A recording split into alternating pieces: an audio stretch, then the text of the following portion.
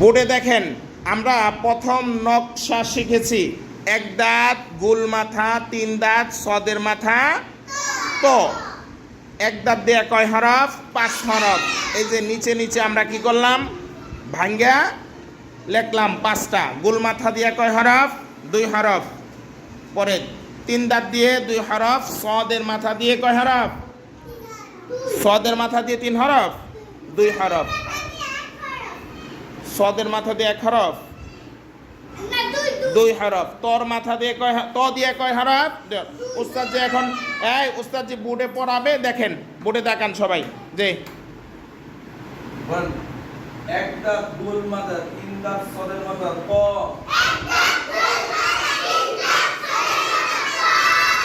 এক দাঁত দিয়ে কয় হরফ? বা, নুন, ইয়া, তা, সা। গোল মাথা দিয়ে কয় হরফ? 2 হরফ। গোল মাথা দিয়ে কয় হরফ? ফা, কুফ। ফা, কুফ। তিন দাঁত দিয়ে কয় হরফ? 2 হরফ। তিন দাঁত দিয়ে কয় হরফ? সিন, শিন। সিন, শিন। সদের মাথা দিয়ে কয় হরফ? সদ, দদ।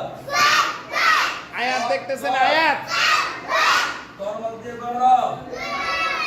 ক, গ। ক, গ। ক, গ। বুঝছিলাম না? এক দিয়ে 5 হরফ বলেন আমরা। এক দিয়ে 5 হরফ বলেন।